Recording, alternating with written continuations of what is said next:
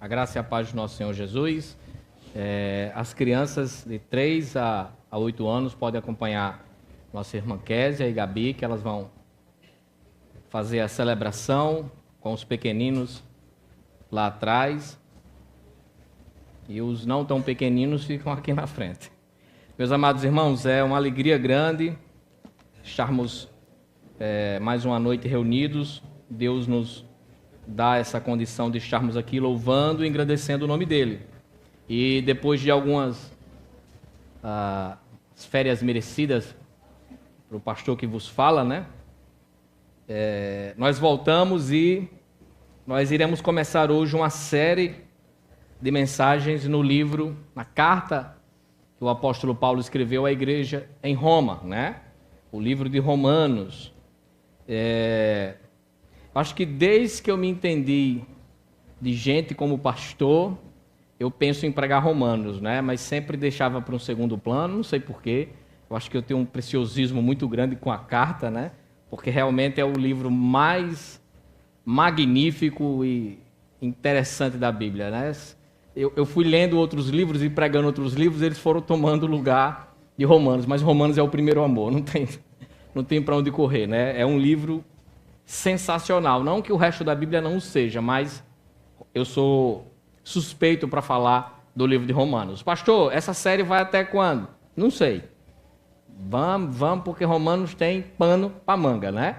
Então a gente vai aprendendo sobre Romanos, o evangelho do nosso Senhor Jesus Cristo. Alguns dizem é o quinto evangelho, né? Então a gente vai aprendendo da parte do nosso Deus. Você não está com pressa, você quer ir para o céu agora? Então não está perdido não. Eu quero passar algumas informações para os irmãos antes de irmos para o livro de fato, para a carta do apóstolo Paulo aos Romanos e começar essa nossa jornada sem dia e hora para chegar. Apenas Deus sabe, né? Nenhum livro na Bíblia exerceu tanta influência na história da igreja e sobre a teologia protestante como nenhuma outra carta escrita pelo apóstolo Paulo de forma tão clara, revela o pensamento teológico do apóstolo aos gentios. Não tem, assim, nada que foi escrito por Paulo se compara, entre aspas, ao livro de Romanos. E, teologicamente falando, não tem outro material na Bíblia que seja tão robusto, que seja tão preciso na questão teológica como a carta de Paulo aos Romanos. A influência da carta de Paulo aos Romanos é tão grande que até no meio acadêmico, até pouco tempo, ela era estudada pelos estudantes de direito nos Estados Unidos para aprender a como tecer um argumento. Porque a retórica usada por Paulo, a lógica dos argumentos dele, a maneira que ele escreve e pega as ideias e junta aquelas ideias para chegar a um certo ponto, é brilhante. É obra do Santo Espírito de Deus, que usa também a inteligência que Deus deu a Paulo, o conhecimento que ele tem, ele foi usado como um instrumento preciso para fazer aquilo, né? Então, por aí você tira, é uma carta que é muito bem vista pelos cristãos, óbvio, mas também ela faz seu barulho entre os não cristãos, digamos assim. Ela tem um valor histórico, retórico e escriturístico, digamos assim, muito grande. O monge agostiniano Martinho Lutero, acaba bom, né? Ele rompeu os grilhões da escravidão espiritual diante de Romanos 1,17. Né? O evangelho sendo o poder de Deus. E quando chegou em Romanos 5,1, ele já estava para lá de Bagdá, né? Que temos a paz com Deus. Então, assim, ele descobre que o justo viverá pela fé. E isso libertou o coração de Martim Lutero e botou esse homem para fazer o desmantelo que a gente conhece, que é a Reforma Protestante. E foi usado por Deus para que a gente chegasse até esse dia aqui, né? Paulo, ele escreve a carta aos Romanos na província da Acaia, numa região próxima a Corinto. Muitos acreditam que ele estava em Corinto, ou chega, durante a escrita dele, ele chega até Corinto, né? Muitos acreditavam isso. Encerrando a sua terceira viagem missionária. E ele estava de malas prontas para ir para Jerusalém, para levar algumas ofertas que ele tinha juntado entre as igrejas gentílicas, para socorrer os pobres que estavam justamente na Judéia. Paulo estava terminando sua última terceira viagem missionária, pronto para voltar para Jerusalém, levando essa oferta. É bastante provável que essa carta, então, ela foi escrita no ano 57 ou 58 depois de Cristo, né? Paulo aqui ele já tinha mais ou menos 25 anos de ministério. Ele já tinha plantado inúmeras igrejas, já era alguém conhecido, digamos assim, no meio a qual ele vivia, né? Então, assim, essa é a última carta escrita por Paulo antes de ele ir para a cadeia, né? Para ter os seus 2 encarceramentos mais longos na Cesareia e depois em Roma, onde ele veio ser executado. A igreja de Roma, ela tem umas excepcionalidades. Ninguém sabe quem plantou de fato a igreja em Roma. Muitos acreditam em Pedro, mas isso aí nada é de fato provado.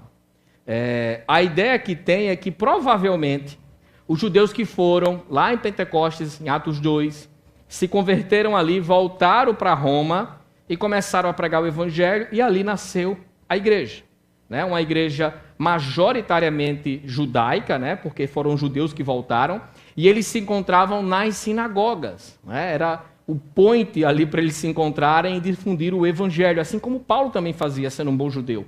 Paulo ia nas sinagogas ensinando, né? Então, essa é provavelmente a forma que surgiu a igreja em Roma. No ano 49, depois de Cristo, o imperador Cláudio, ele expulsa os judeus de Roma. E ali já existia a igreja em Roma. Então, eles pegam o beco, eles são postos para fora de Roma. Então, quem fica na igreja em Roma são apenas os crentes gentios, aqueles que não eram judeus, né? Eles continuam tocando a obra. Só que algo acontece. Quando os crentes judaicos saem de Roma e fica só a comunidade gentílica, a igreja de Roma ela se afasta das origens judaicas, né? Ela vai deixando de lado tudo aquilo que eles aprenderam, a cultura judaica trazia da questão do Antigo Testamento, né? Só que aí esse decreto cai de Cláudio com o tempo. E os judeus voltam novamente para Roma. E quando chegam lá, o que é que eles encontram? Uma igreja agora majoritariamente gentílica. Os gentios que eram minoria agora são maioria. Eles chegam lá, está lá a placa sobre nova administração. Não tem negócio de lei, não tem negócio de guardar sábado, ser circunciso, agora é nós da graça e acabou.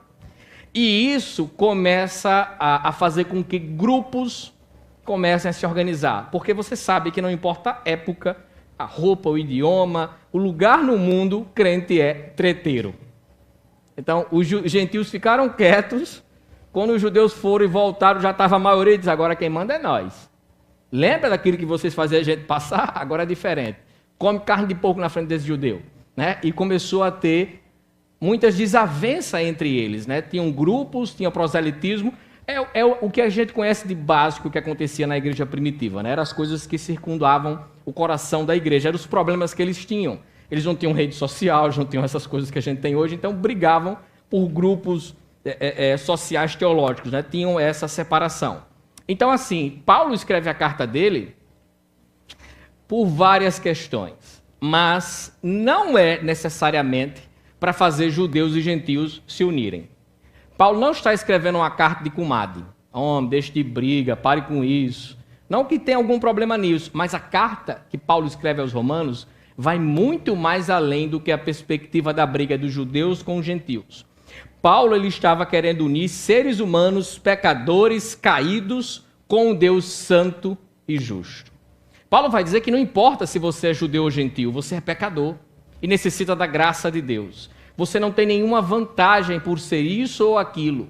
Você precisa de Cristo, você precisa do Evangelho. E todos são convidados, independentemente de serem judeus ou gentios, a participarem desse povo de Deus, unidos por Cristo Jesus, mediante a fé. Sendo assim, o tema da carta aos romanos é o Evangelho. O Evangelho. Esse é o tema da carta. Justificação pela fé, tudo bem. Justificação da fé é um dos pilares da carta, mas a carta vai falar sobre o Evangelho. É um resumo teológico, não é bem isso. O tema da carta é o Evangelho e o poder dele para transformar o pecador caído em filho de Deus e unir-se com Cristo. Amém? Acabou não. Sabendo dessas coisas, você abre aí sua Bíblia em Romanos, capítulo 1, a gente vai do verso 1 ao verso 7 nessa noite. Romanos 1, do 1 ao 7. Viu que vai demorar, né? Ou como tem muita coisa ainda, né? No 1 aqui é logo 4 sermão, então nem se aperrei. Vamos lá, diz assim a palavra do nosso Deus. Paulo, servo de Cristo Jesus, chamado para ser apóstolo, separado para o evangelho de Deus, o qual foi prometido por ele de antemão por meio dos seus profetas nas escrituras sagradas, acerca do seu filho, que, como homem, era descendente de Davi, e que, mediante o Espírito de santidade, foi declarado Filho de Deus com poder, pela ressurreição dentre os mortos, Jesus Cristo, nosso Senhor. Por meio dele, por causa do seu nome, recebemos graça e apostolado para chamar dentre todas as nações um povo para a obediência que vem pela fé. E vocês também estão entre os chamados para pertencerem a Jesus Cristo. A todos os que estão em Roma, são amados de Deus e chamados para serem santos. A vocês, graça e paz da parte de Deus, nosso Pai e do nosso Senhor Jesus Cristo. Amém? Mantenha sua Bíblia aberta e preste atenção. O apóstolo Paulo, quando vai escrever a carta aos Romanos, a gente conhece, os que leem as cartas de Paulo, a Bíblia em si, sabe que Paulo se apresenta toda a vida que escreve uma carta, né? Gálatas ele não faz isso, que ele estava com tanta raiva que ele já chega já brigando já e apresenta depois, né? Quem é você? Não importa, ele já chega já arengando, ele estava meio de pá virada ali, né? Porque o povo da igreja, os Gálatas já trabalham para ele. Mas aqui em Romanos é a maior apresentação que Paulo faz, é a maior carta que ele escreve, né? E ele quer levantar algumas colunas, né?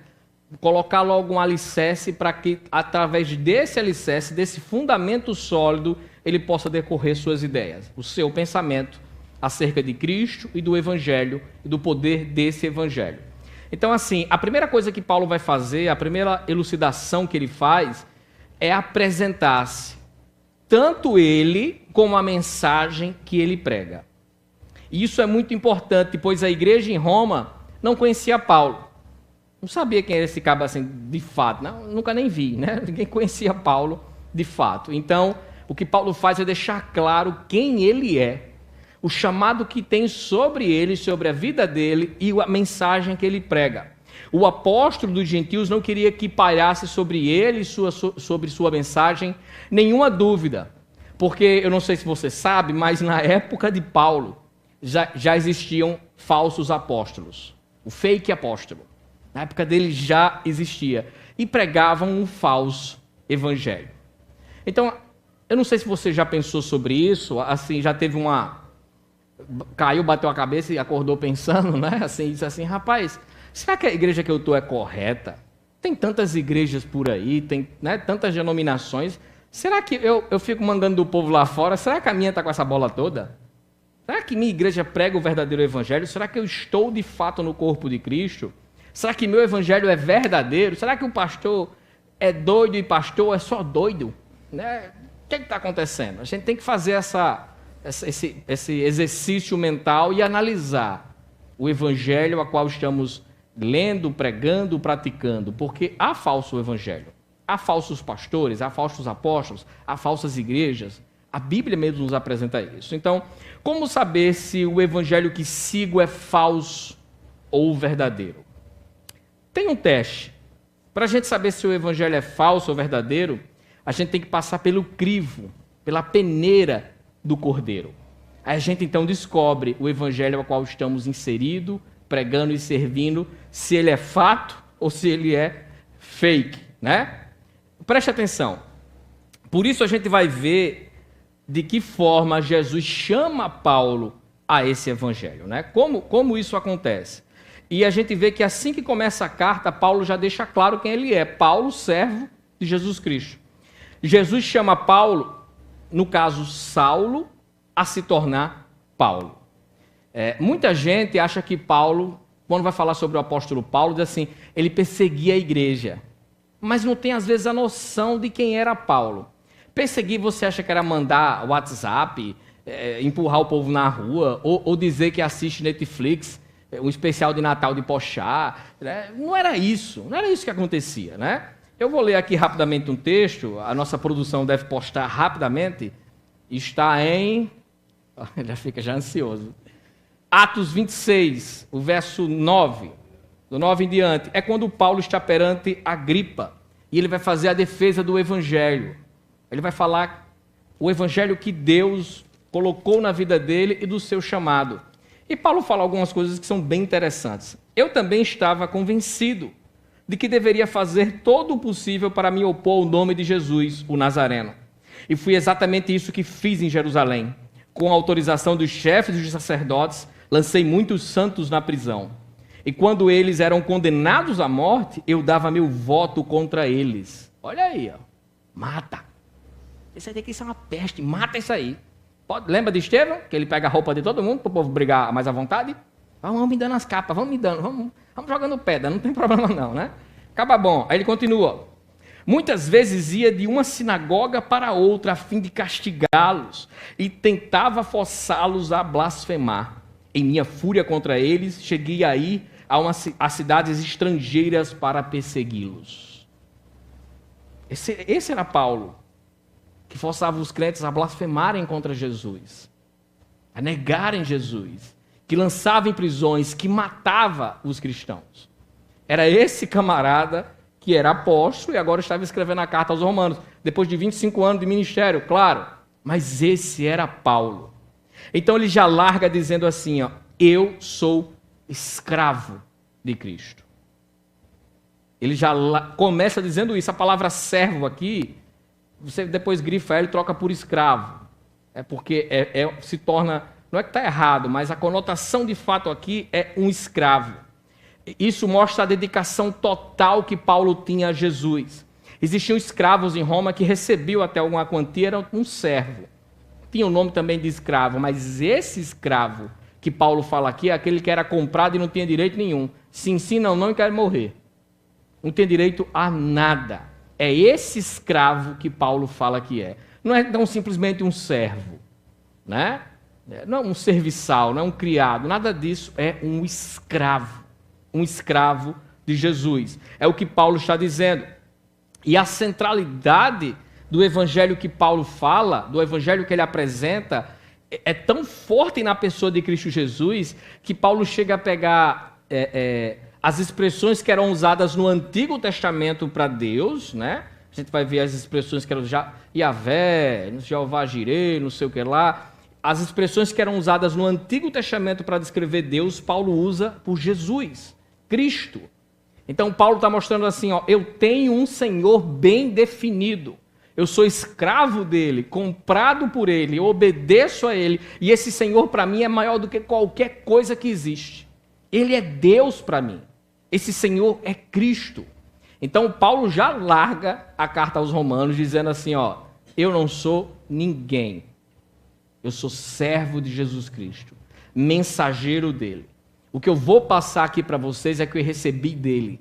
Isso também me transformou, porque eu era Saulo, perseguidor, mas agora eu sou Paulo, servo, escravo de Cristo Jesus. O chamado é exclusivamente por Cristo.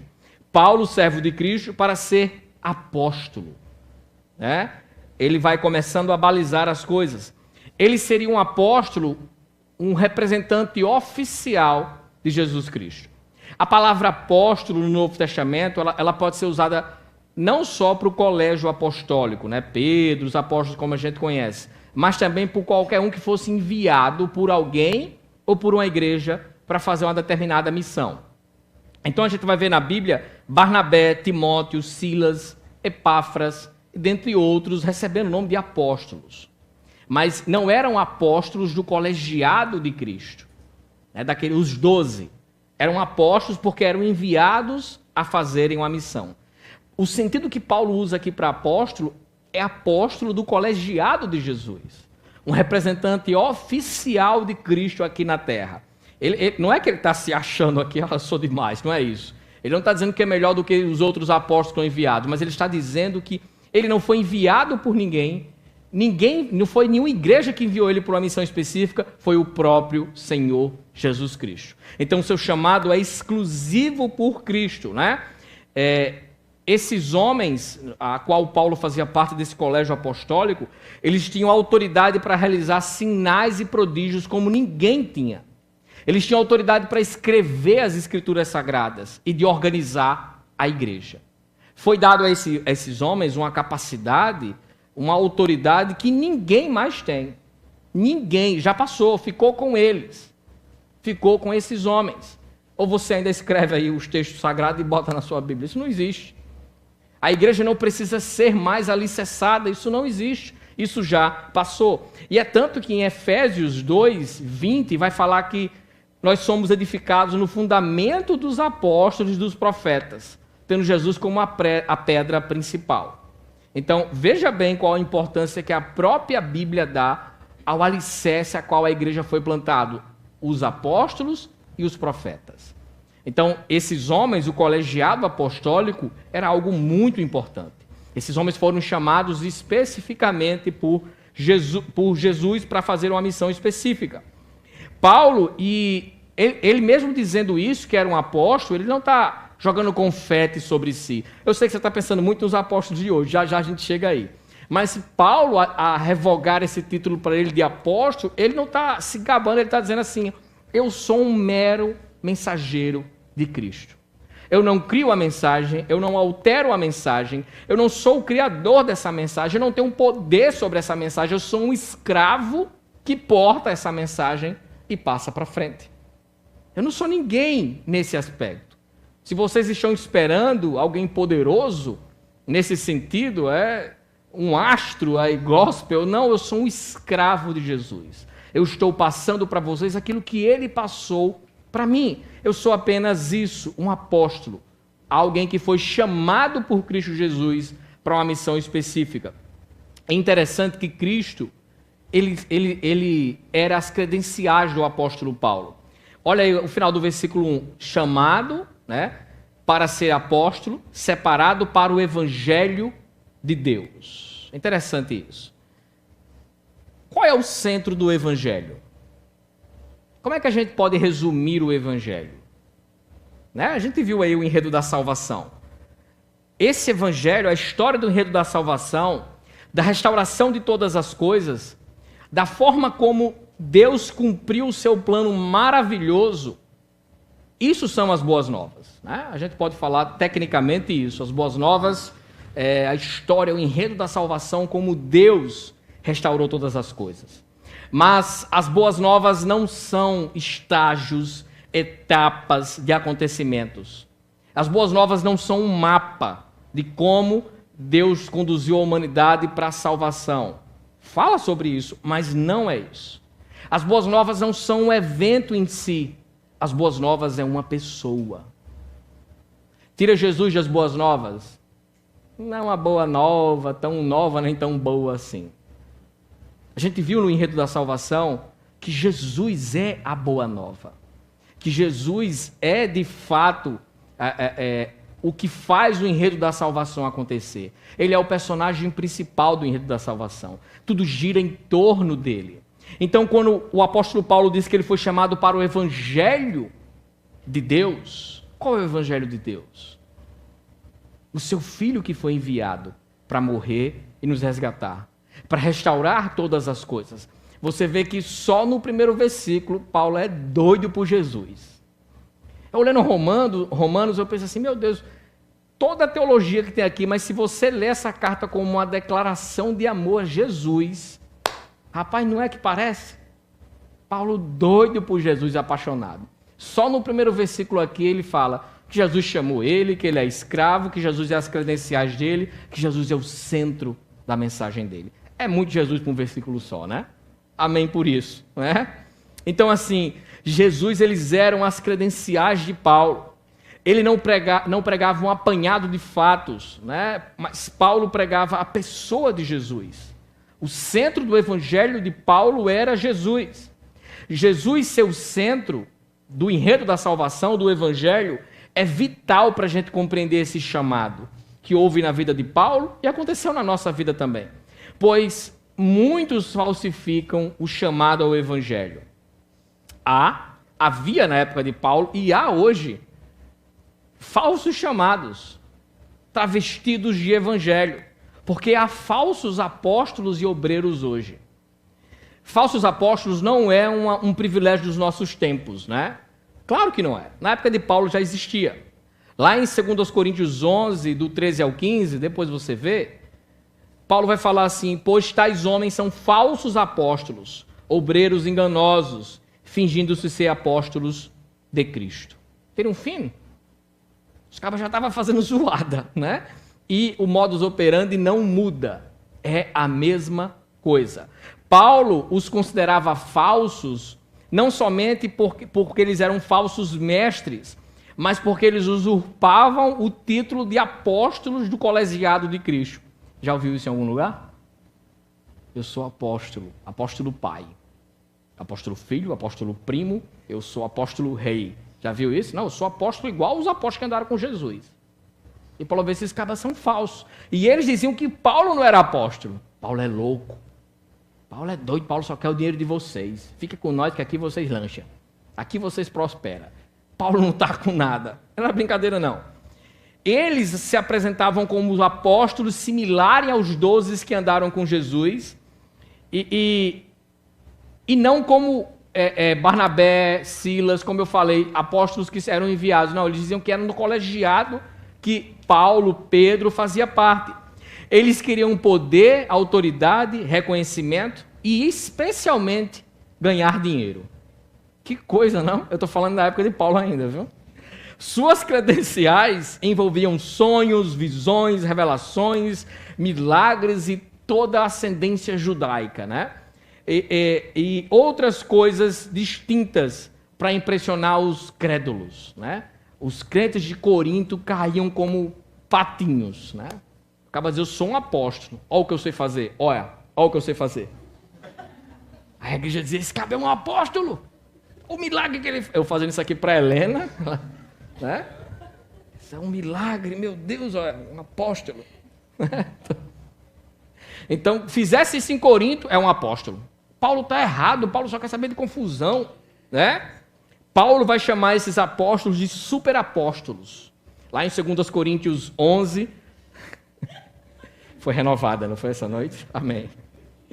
Os tais reivindicavam coisas extravagantes e colocavam acima do apóstolo Paulo e dos outros apóstolos. É engraçado que isso não é só um privilégio da igreja de Corinto. Lá no livro de Apocalipse, o capítulo 2, o verso 2, quando a igreja é destinada a Éfeso, vai falar que a igreja resistia aos falsos apóstolos. Então, esses falsos apóstolos já corriam por todo o território onde o evangelho existia. Para onde é que Satanás vai mandar um lobo? Onde tem ovelha, né? Se tem ovelha, ele manda o capeta. Onde é que nasce o joio? Olha, o melhor terreno para nascer o joio. Onde nasce o trigo. Aí, se esses cabas são crentes, eu vou ali iludir esse povo, né? Então, essas pessoas se infiltravam nas igrejas, reivindicando ter autoridade, serem apóstolos. E é óbvio que eles pregavam um falso evangelho. O apóstolo Paulo vai dizer que eles usavam a palavra como mercadoria para ter lucro financeiro. E é interessante que o apóstolo Paulo, aqui entenda o contexto, Paulo vai falar que o Espírito vivifica e a lei mata. Paulo não está dizendo que o Antigo Testamento tem que ser queimado, a lei é corra do capeta, agora é pela graça, viagem. Paulo está fazendo uma crítica a esses apóstolos que diziam assim, nada de negócio de graça. Eles eram judaizantes, volta para ser circuncidado, volta para a lei, vamos guardar as tradições que foram ensinadas até hoje. Então Paulo vai dizer, meu amigo, a lei mata. Os costumes judaicos, toda essa coisa criada pelos fariseus, isso mata, mas o Espírito vivifica. Então a ideia era que Paulo estava dizendo assim, ó, vocês estão ouvindo... Vocês nunca pensaram como é que o povo, nas cartas de Paulo, arrumava tanta confusão? Vocês acham que eles estavam parados assim e diziam, rapaz, eu acho que Cristo não veio em carne, não. Eles são em espírito. Eram falsos pregadores, falsos pastores, falsos obreiros, falsos apóstolos, que traziam suas falsas pregações, seu falso evangelho, e contaminava a pureza da igreja. Agora imagina hoje com a internet... Cada um sendo juiz de si mesmo, determinando o que é certo ou errado, Pastor, vi um cara pregando aqui, benção, viu?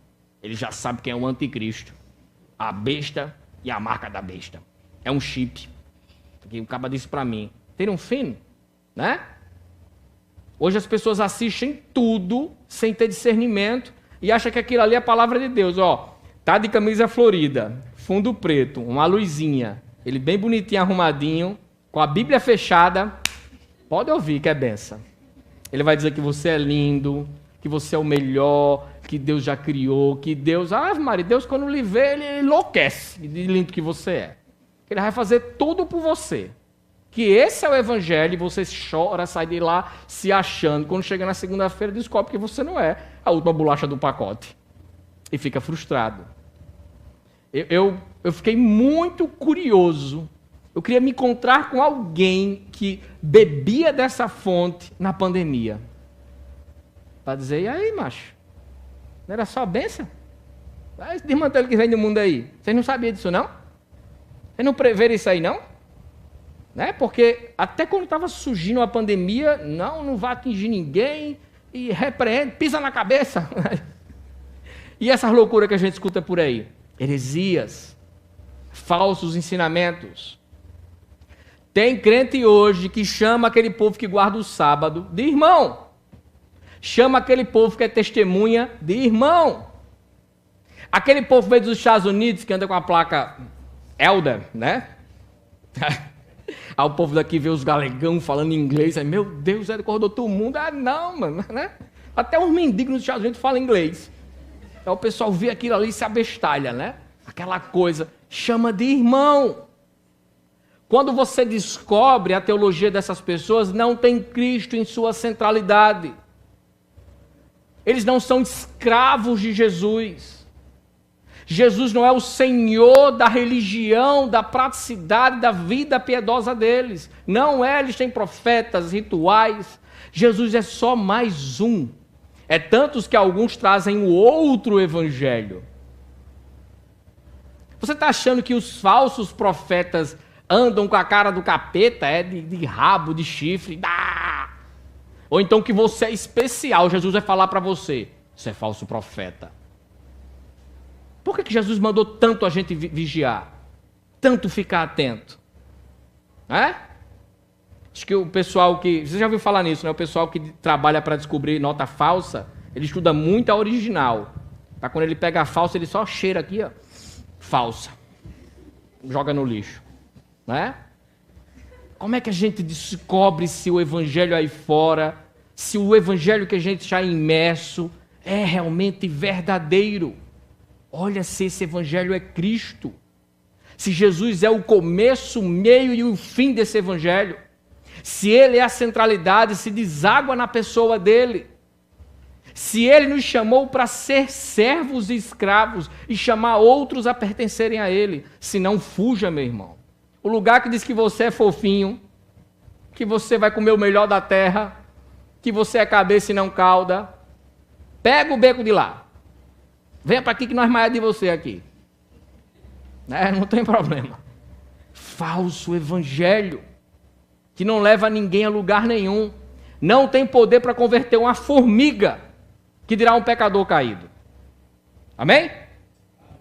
Não é o amém pelo falso evangelho, não. E eles pregavam o falso evangelho que não levava a Jesus. Apenas conduzia os homens para os seus desejos. Qual é o alvo desses falsos pregadores, do falso evangelho? É prosperidade, é vida boa, é ter tudo que você sonha, é ter Jesus como um Papai Noel. Não tem a insinuante, a afinada insinuante, né? Fale com a moça quando você ia pegar dinheiro, pronto. Fale com o moço é Jesus. Está precisando disso? Fale com ele. Falso evangelho. Preste atenção, havia 3 critérios para você se tornar um apóstolo. Dizimista fiel? Não. Ter sido um discípulo de Jesus, aqui na terra junto com ele. Ter comido peixe, jogado bola com Jesus, visto ele curar o povo. Ter andado com Jesus aqui. Ter sido testemunha de sua ressurreição, não ocular, mas ter participado daquele movimento da sua ressurreição. E o terceiro e mais importante, ter sido chamado por ele. Se você parar e pensar assim, rapaz, Paulo lascou-se. Paulo não viveu com Jesus na terra. Paulo não estava nem aí perto da ressurreição. Está errado. Porém, Paulo foi chamado poderosamente. Se a gente olhar para esses 3 critérios, você pode até pensar assim, então pode ter apóstolo hoje. Porque o chapeleiro maluco, ele não foi do ministério terreno de Jesus. Ele não viu Jesus ressuscitar. Mas quem é que prova que ele não foi chamado por Jesus? Quem é que pode dizer isso? Cada um tem seu chamado. Cada um tem sua particularidade, sua fé, né? E a Bíblia fica onde nisso aí? Você tem seu chamado, sua particularidade, seu sentimento. A gente tem que respeitar aquela coisa toda. E a Bíblia fica onde? Raciocine junto comigo. A Bíblia diz que a igreja está alicerçada no alicerce dos profetas e apóstolos. Jesus Cristo diz aos discípulos que edificaria a sua igreja. Ela estaria em constante processo de construção. Ela está pronta ainda? Não. A igreja vai estar pronta na glorificação. Quando a última alma se converter e for transformada do pecado, da morte para a vida e vida eterna. Até lá ela está num processo de construção. Mas vem cá, a gente constrói de cima para baixo ou de baixo para cima? Eu acho que o alicerce já foi feito há muito tempo, não foi? Então, o apóstolo é para construir alicerce. Do que é que vale um apóstolo hoje? Para construir que alicerce? Se a igreja já está alicerçada. Se alguém se diz apóstolo hoje, não enviado a uma missão específica, porque dessa forma todos nós somos apóstolos, mensageiros de Cristo. Mas se alguém diz que é apóstolo como Paulo, que fazia parte do colégio apostólico, é um charlatão, mentiroso, falso apóstolo, obreiro de Satanás. Só isso e mais nada. Aí você vê como é a igreja dele, os frutos, o evangelho que ele prega. Não tem para onde correr, é a Bíblia que fala isso. A igreja já foi edificada sobre um alicerce sólido, não precisa de outro alicerce. Agora a gente deve olhar para nós mesmos e nos questionar. O evangelho que a gente abraçou, prega para as outras pessoas e vive, ele está centrado na pessoa de Cristo? Permita-me dizer, o evangelho que praticamos, ele está centrado em Cristo Jesus? Esse nosso evangelho tem Jesus como Senhor dele. A gente entende que o evangelho é o poder de Deus que restaura todas as coisas, inclusive nos reconciliou com o próprio Deus e com o próximo. Porque se esse for o nosso entendimento, a gente está bem e muda muita coisa. Nós não vamos se imaginar senhores desse evangelho. Nós não vamos nos imaginar como pessoas que vão tirar proveito desse evangelho. Como já dizia David Mack, como João Batista fazia ao anunciar o Cordeiro de Deus. Ele era amigo da noiva e não tirava proveito da noiva. Se você prostitui a noiva, que consideração você tem pelo Cordeiro, pelo noivo? Não existe isso. Somos servos da noiva do Senhor Jesus. É bem diferente a perspectiva.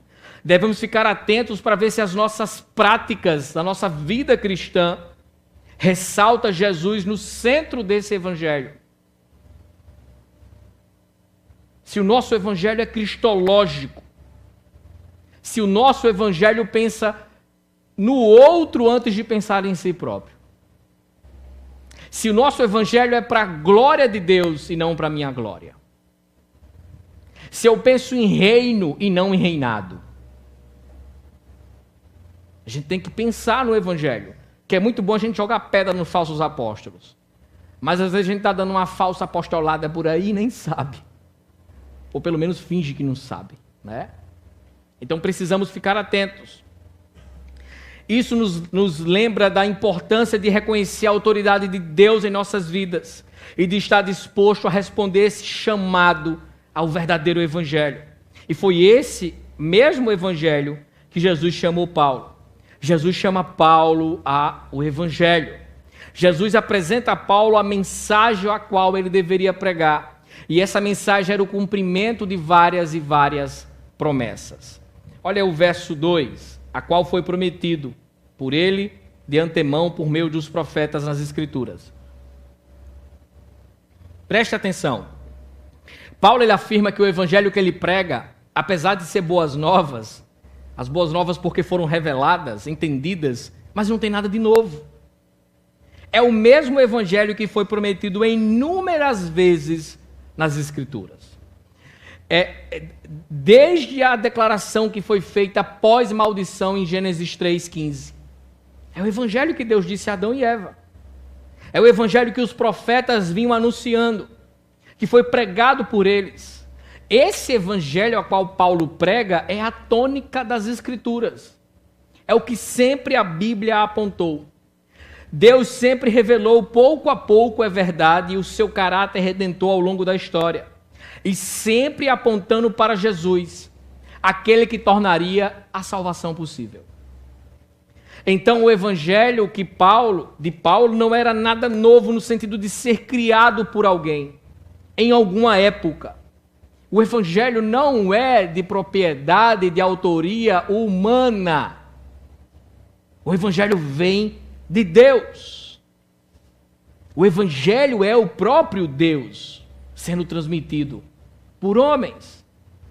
Então ele não precisa de acréscimo dos homens, ele não precisa ser enfeitado, modificado, nada disso. Nada disso. É o mesmo evangelho que está em toda a Bíblia, o tempo inteiro. E essa mensagem é uma pessoa. E que pessoa é? Cristo Jesus. Olha o verso 3, acerca do seu Filho. A mensagem que foi prometida desde a época dos profetas, as Escrituras Sagradas, acerca do seu Filho. Olha o que é a mensagem do Evangelho. Olha o que Paulo está falando. É Jesus que não acaba mais, né? A mensagem que foi anunciada desde que o mundo é mundo, desde que o cão aprontou, é que Jesus é o Senhor, Jesus é o Evangelho. É interessante isso, né? Isso é simplesmente magnífico. Quem acompanhou o enredo da salvação viu que Jesus ele não caiu de paraquedas na história. Ele não apareceu simplesmente e disse, eu vou resolver, eu mato no peito. Né? Toca aqui para mim que eu faço. Não foi isso. A Bíblia inteira vem revelando o caráter de Deus, a pessoa de Jesus, como ele faria que esse plano acontecesse. Por isso que Paulo vai falar aqui, ó, como homem era descendente de Davi. Não é qualquer um. O cara tem história, tem antepassado. Você pode puxar a ficha dele aí, o RG, o CPF. Ele não é filhinho com curibó, que não tem pai nem mãe, não. Depois você pesquisa o que é isso. Ele tem família, ele tem descendência. Ele é alguém que veio cumprir as promessas. Ele é descendente de Davi. Ele é aquele que foi prometido a Abraão, que revogaria sobre si o trono de Israel. Ele é aquele que cumpriria todas as promessas. E não só isso. Ele não é só o cabo que veio cumprir as promessas, o descendente de Davi. Ele é Senhor. Olha aí o resto do versículo. O versículo 3. Como homem, descendente de Davi. Aí o 4. E que mediante o Espírito de Santidade foi declarado Filho de Deus com poder pela ressurreição dentre os mortos, Jesus Cristo, nosso Senhor. Está vendo como Jesus não era Deus? Ele foi transformado em Deus. Olha aí. Bem que o povo que testemunha está certo. É falta de entendimento. Não é isso que o apóstolo Paulo está dizendo. Parece meio estranho ele falar assim, ó, que Jesus foi declarado ou apontado Filho de Deus pós-ressurreição. Não é uma mudança de essência que ocorre aqui. Como se Jesus agora se tornasse Filho de Deus pós-ressurreição. Não é essa a ideia de Paulo. O que aconteceu com Jesus é que ele mudou de função. A carteira dele foi assinada agora como Senhor. Ele foi para o céu e foi entronizado. Não é isso que João vê em Apocalipse? E as rédeas da história foram entregues em suas mãos. Não é que Deus disse assim, assuma aí meu filho que eu estou cansado, vou ter que ter testamento inteiro, vou tirar férias. Não é isso. Mas Jesus agora na Trindade ocupa um lugar de proeminência porque foi a vontade do Pai fazer isso. Por isso que Paulo vai dizer que todas as coisas convergem em Cristo Jesus. Por isso que Paulo vai dizer que Cristo é o cabeça da igreja e de todas as coisas. É essa a ideia que o apóstolo Paulo está apontando. Jesus sempre existiu, sempre foi Deus e sempre foi Filho de Deus. Ele nunca foi criado, ele criou todas as coisas. O que acontece é que após a sua vida terrena, como descendente de Davi, Jesus foi morto e ressuscitou e foi designado e exaltado a uma condição de Senhor de todas as coisas. Quer ver? Diga, quero. Você não vai dizer não, mas eu disse. Cadê o projetador aí de versículos? Filipenses, é um texto muito conhecido. Filipenses, permita-me abrir em outro texto, né, para não sair de Romanos, mas calma que eu volto. Você já vai ficar agoniado, eu quero Romanos, calma.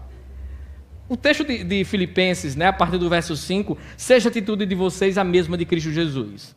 Esse texto é primordial, porque mostra as etapas do ministério e da vida de Jesus. Ele vai começar aqui com a encarnação, que embora sendo Deus, não considerou ser igual a Deus, como algo que devia apegar-se, mas esvaziou-se a si mesmo, vindo a se tornar servo. E aqui a gente vê o seu ministério de humilhação. Não é?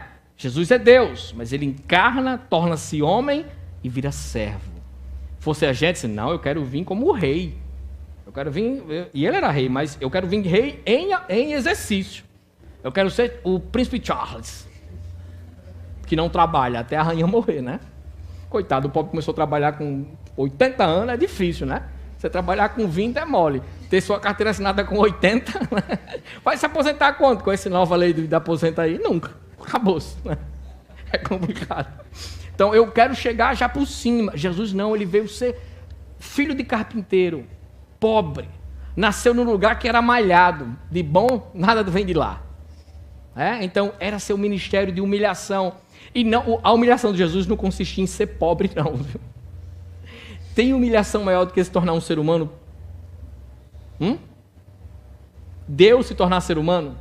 Ter que comer, beber, dormir, sentir dor, cansaço, catinga de suor, ver gente braba como Pedro, ver as mazelas do pecado, encarar a morte, enfermidades, ver a cara do capeta, ver o povo cuspir na cara dele e dizer, tu não é Deus não. Diga aí. Tem humilhação maior do que essa para Deus? Se fosse nós tocava era fogo. Lembra lá de João? Toca fogo nesse povo aí, né?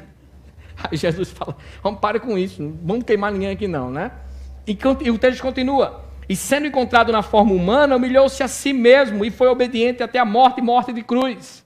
Aqui então a gente chega à morte de Jesus. Sua encarnação, seu ministério de humilhação e sua morte. Mas o texto continua. Por isso, Deus o exaltou à mais alta posição. Jesus é ressuscitado. E lhe deu um nome que está acima de todo nome, para que no nome de Jesus se dobre todo o joelho. E aqui a gente vê a sua ascensão. E nos céus e na terra e debaixo da terra. E toda língua confesse que Jesus Cristo é o Senhor, para a glória de Deus Pai. Que Jesus Cristo é Senhor. Olha o ministério de Jesus de onde parte, né? Então é esse Jesus que Paulo está dizendo aqui. Ó.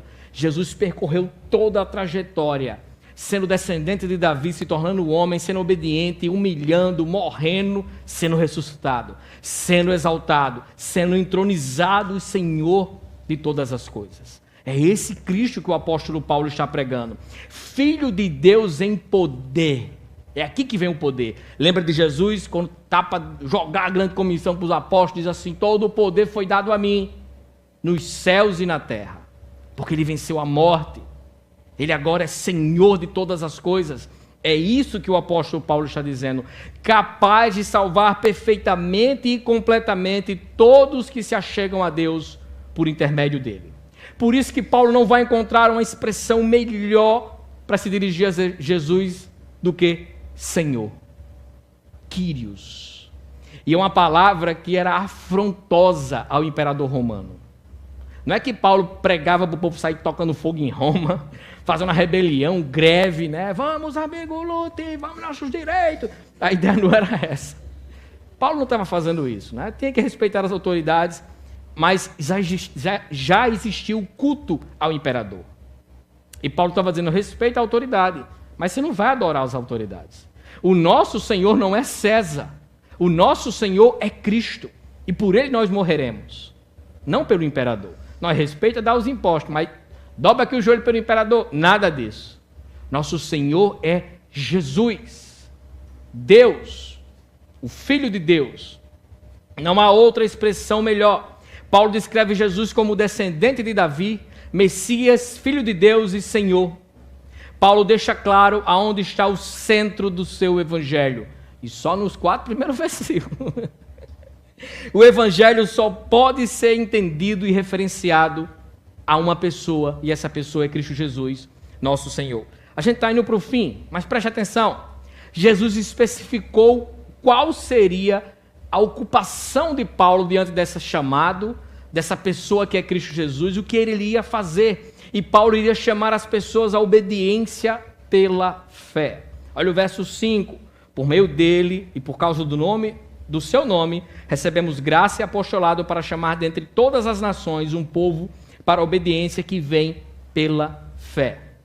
É interessante que Paulo já começa falando, o verso 5, que o apostolado dele é mediante graça. A gente viu, né, quem era Paulo? Então imagina aí, o menos provável de todos ser o apóstolo dos gentios, Paulo.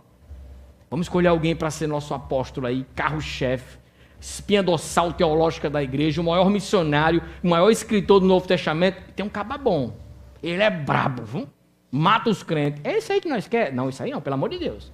Chama alguém que é mais bonitinho, assim, mais coisado, paz e amor. Chama alguém menos brabo. Paulo não dá certo. Engraçado porque a gente olha para muitas pessoas e subjuga a graça, não é? Esse aqui se converter, nunca. É mais fácil o capeta sair do inferno e dizer assim, eu aceito, do que esse caba. O impossível para nós é possível para Deus. Só tem que orar, meu irmão, e amar, e testemunhar a Cristo. Quem converte é o Espírito Santo de Deus. O caba pode ser quem ele for. Se Jesus quiser quebrar ele, quebra ele em 3. Lembra de Paulo? O povo bota até um cavalo no texto, né? Lá em Atos 9, não tinha cavalo nenhum, o cavalo era Paulo. É, porque no começo de Atos fala que ele aspirava ódio para perseguir a igreja. E a expressão lá é como um animal que estava bufando. Um doido atrás de matar o povo. É? Então o único animal que tinha lá era ele, o único cavalo. E cai diante da graça, do esplendor da glória de Deus e diz o quê? Qual é a primeira palavra que Paulo dirige a Jesus? Quem és tu, Senhor? Já fica manso, já vira um cordeirinho de Cristo. Entra logo para a sala das crianças, né? Eu sou Jesus, Paulo, a quem tu persegue. Não, perseguia. Nunca nem vi esse perseguidor. Eu? Jamais, você tá doido, é? Bora, vou para onde aqui, né? Vai para a banda de lá. Se converteu. Então não duvide do poder e da graça de Deus. Nunca, nunca, absolutamente nunca. Pode ser seu marido, sua sogra, seu filho, seu vizinho. O evangelho pode chegar e mudar a vida daquela pessoa, como mudou a minha e a sua vida. Isso vale também para nós. Tem coisas no nosso coração, na nossa cabeça, que a gente fala, Jesus, isso aqui não tem jeito não, porque a gente fica dizendo isso para a gente mesmo. Apresente-se a Jesus que o evangelho destrói isso. Não limite a graça e o poder de Deus, porque o evangelho é o poder de Deus para salvar o homem. Amém? A tarefa de Paulo era chamar homens e mulheres ao senhorio de Cristo. A fé, a obediência à pessoa de Jesus. Isso começava desde o momento em que se convertia e ia aumentando ao decorrer da vida cristã e durava a vida inteira. Sempre que Paulo vai falar de fé, ele vai relacionar a obediência e vice-versa. Porque é uma coisa que está relacionada na Bíblia. Não tem como ter fé em Deus sem obedecer a Deus. E obedecer a Deus é um exercício de fé. O mundo tem sua lógica, mas Deus tem a lógica dele. É de ponta cabeça? Muitas vezes. Mas eu vou obedecer o que Deus está dizendo. Eu vou pela lógica, ilógica, muitas vezes, de Deus. Porque fé e obediência andam juntas. E ele chamava a obediência pela fé e ao nome de Cristo. Nome nas Escrituras vai apontar para o caráter da pessoa, para a pessoa especificamente. Eu vim aqui em nome do rei. Então, era o nome de Jesus que essas pessoas eram chamadas. Paulo não pregava o evangelho e chamava as pessoas para obter ganhos pessoais, nem para que a vida daquelas pessoas melhorasse. O evangelho é uma loucura.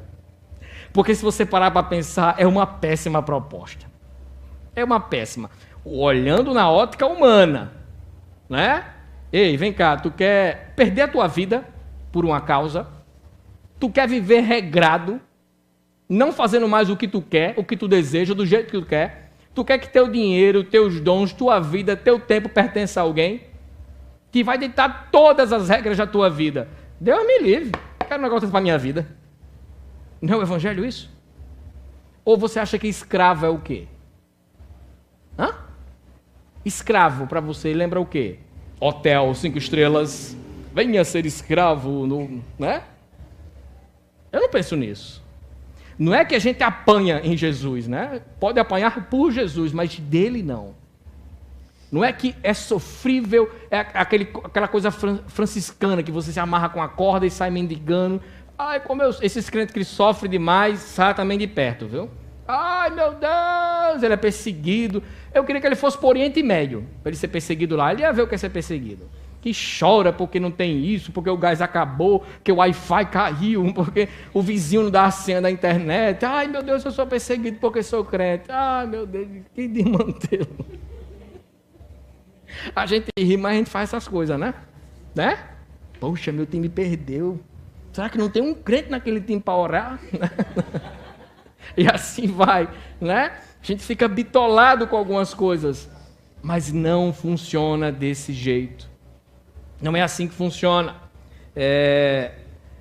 O nome de Jesus, pertencer a Cristo, vai mudar toda a nossa vida, mas é realmente a vida que faz sentido. Estar em Cristo é pertencer a alguém e não se perder. É sair das trevas para a luz, da morte para a vida. É deixar a ideia lógica de gratificação que o mundo tem, que a gente sabe que é passageira e ilusória. E ficar naquilo que é concreto, que é real, que dá provas substanciais dioturnamente no nosso coração, que é verdadeiro, que é o Evangelho. Ou Deus nunca falou com você? Ou Deus nunca falou no seu coração que o Evangelho é verdadeiramente o Evangelho? Que Jesus faz sentido, que Jesus é diferente de tudo que tem no mundo, que Ele é o único caminho. Você nunca sentiu isso no seu coração diante das Escrituras, orando, conversando com Deus? Se não, você vai sentir.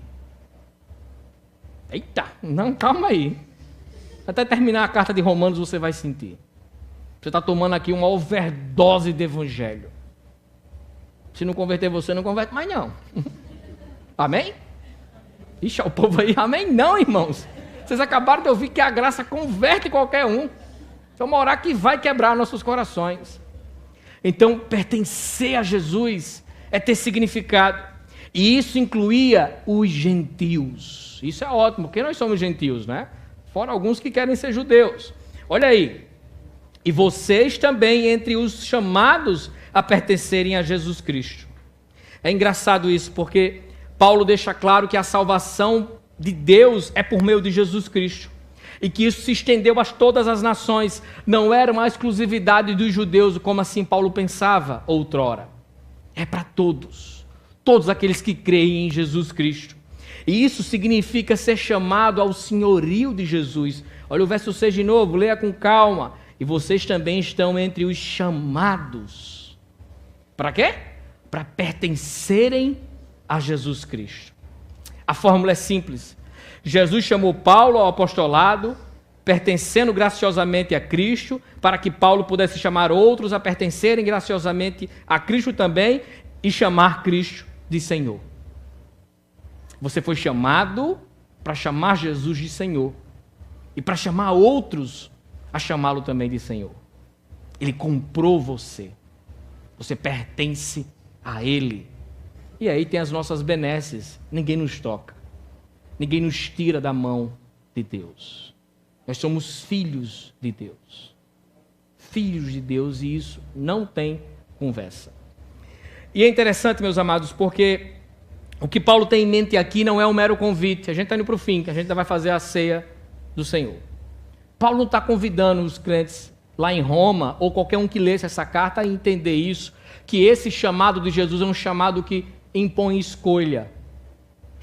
Não é um convite, é um chamado com eficácia. Jesus, quando chamou os crentes a pertencerem a Ele, não foi assim: tu quer me seguir? Pensa aí na tua vida. Jesus chamou e aquilo ali inundou o coração deles. E eles ficaram doidos sem querer saber de nada. Eu quero pertencer a Jesus. Eu não sei nem como é, onde é que eu assino, mas eu quero pertencer a Jesus. Porque Jesus chama pecadores perdidos e mortos para se tornarem vivos e filhos de Deus no seu reino de paz, de luz e de eternidade. Então não é um mero convite, é uma ressurreição de graça e poder. É o que Paulo está afirmando. E isso leva a uma grande conclusão apoteótica. E está só começando, aqui é só a introdução. Isso leva as pessoas a serem povo de Deus. Olha o verso 7. A todos que estão em Roma, são amados de Deus e chamados para serem santos. Amados por Deus é bem interessante, porque a igreja é a menina dos olhos de Deus. Não é você, é a igreja. Você consegue entender isso? Não é você sozinho, o crente abafando, fazendo o que quer, pensando que é a última Coca-Cola do deserto. Nós somos fortes quando estamos unidos em um corpo. Não é que você no seu trabalho está fraco, não é essa a ideia. Mas quando estamos em unidade da igreja, é que somos o corpo de Cristo. Aqui repousa as bênçãos de Deus. Aqui repousa as promessas feitas por Deus. Aqui repousa seu Santo Espírito, porque a igreja é seu corpo. A igreja é sua morada. E Paulo vai falar que são amados por Deus. Ser amado por alguém ou amar alguém é uma palavra que está tão cafona, né? Que a gente não tem a dimensão do que é isso. Mas ser amado por alguém é um benefício, não é? Ter o amor de alguém redunda em cuidado, em graça, em proteção. Pense na figura de uma mãe amando um filho, não é? E Paulo está dizendo assim: vocês são amados por Deus. Como ouvir e entender que sou amado por Deus, isso não mudar a minha vida? Deus ama a igreja não é porque a igreja é linda e tem vários benefícios e que a gente é tudo fofinho. Não, Ele ama a igreja porque Ele quis amar antes da igreja ser igreja, quando a igreja ainda era inimiga dele. E isso levou Ele a levar seu filho a morrer na cruz do Calvário. O amor de Deus pela igreja não depende da igreja. Não depende da igreja. Não é que a igreja vai viver do jeito que quiser, mas você está entendendo isso. Ele amou a igreja antes da igreja amá-lo. Antes da igreja fazer qualquer coisa, antes da igreja existir. A Bíblia nos diz que antes de todas as coisas existirem, Deus entregou o seu Filho para ser morto pela sua igreja. E como eu disse, o amor divino pelos crentes em Roma transcendem um tempo e acompanhava eles em todos os momentos. E eles foram chamados para serem santos, assim como nós também. Santos aqui não é aquela ideia que a gente tem de separado do mundo e do pecado. Não é que Paulo não vai falar sobre isso também. Mas santo aqui é olhando mais para um aspecto da condição daqueles crentes. Eles agora estavam santificados em Cristo Jesus, lavados e remidos pelo Santo Espírito. Eles estavam ocupando um lugar diferente agora, em toda a perspectiva. É a mesma ideia que era trazida sobre Israel no Antigo Testamento. E que Pedro vai falar muito bem, que é uma nação santa, eleita, de um sacerdócio real, povo exclusivo de Deus para anunciar as grandezas daquele que os chamou das trevas para a maravilhosa luz. Então, ser santo aqui redunda em ter todos os privilégios que foram anunciados para Israel, é fato, mas também traz a missão de Israel. Também traz a responsabilidade de anunciar essa palavra, esse Deus, a outros. Essa é a grande ideia. E eu termino trazendo para nós aqui hoje. Porque Jesus também nos chamou ao seu evangelho. Não chamou só Paulo e os romanos, né? Aí não tinha graça. E a gente ia ficar de fora do negócio? Chamou a gente também. Jesus nos chamou graciosamente para pertencer a Ele. Ao saber desse plano restaurador de todas as coisas, que nós pertenceríamos a Cristo, não há outro sentimento que venha no nosso coração a não ser alegria e gratidão. Quando você olha para a história da restauração de todas as coisas, para o enredo da salvação, por todos os caminhos que a palavra de Deus percorreu, e vê que isso chegou em nós aqui hoje, e que somos amados por Deus, chamados por Cristo a pertencer a Ele, e santos, em uma condição como o povo escolhido de Deus, isso é uma coisa muito excepcional. É uma coisa que fala sobre... perdi a palavra. Obrigações, não. Deveres, responsabilidades, mas que traz também seus privilégios. Ao ouvir o chamado de Jesus, o amor de Deus nos tomou. Você lembra quando você ouviu o Evangelho? O chamado de Cristo? E aquilo sacudiu você dos pés à cabeça? E Cristo inundou a sua vida? E você foi gradativamente se entregando a Jesus? E Ele cuidando do seu coração, moldando muitas coisas, até chegar ao que está hoje? Está 100%? Está aquela coisa que diga, nossa, não, mas está em processo. Você lembra no dia que Jesus fez sentido para você? Que as coisas se encaixaram no seu coração? A morte, a separação eterna, a ira de Deus, a inimizade com Deus, porque éramos inimigos de Deus, tudo isso foi resolvido. Tudo isso passou. Essas coisas não cabem mais a nós. Essas coisas não estão mais no nosso dicionário, na nossa agenda, como diz o pastor Arthur, no nosso futuro. Deus só pensa e deseja e quer o melhor para a sua igreja, porque Ele ama a sua igreja. Somos inseparavelmente e irrevogavelmente filhos de Deus. E não há nada nem ninguém que possa mudar isso. Óbvio que isso vai desaguar em responsabilidades. Pertencemos a Cristo. Ele deve ser o centro de nossas vidas. Temos que chamar outros a viverem o Evangelho. Não a um falso Evangelho, mas o Evangelho de Cristo. Mas eu quero que você... Eu vou até fechar a Bíblia para você não se aperrear. Eu quero que você preste atenção. Será que pertencer a Jesus, anunciar a outros o que Ele fez, ter o seu amor, anunciar que Ele tem um plano restaurador de todas as coisas que está em curso, que enviou o seu Filho, será que isso é um fardo ou um privilégio? Saber que é amado por Deus, chamado por Jesus, pertencente a Cristo, que Ele é seu Senhor, que Ele lhe deu uma missão de chamar outros, isso é um fardo? Eu acho que fardo não cabe nisso aí, né? Eu acho que a missão da igreja não é um fardo, é um privilégio. É um privilégio. Chamar outros a pertencerem a Cristo. Então, como é que a gente descobre se nosso evangelho é falso ou verdadeiro? Passando pelo crivo do Cordeiro, vendo se Jesus é o centro desse evangelho. Se esse evangelho me leva ao senhorio de Cristo, a pertencer a Cristo, e me leva a chamar outros a pertencerem a Jesus. Se a resposta a tudo isso é sim, esse é o evangelho verdadeiro. O evangelho de Cristo a Paulo, de Paulo aos Romanos e das Escrituras Sagradas a nós, aqui no Gramoré, nessa noite. Domingo que vem nós iremos ver o que é o evangelho de fato. Amém? Que Deus nos abençoe e nos guarde. Amém. Meus amados,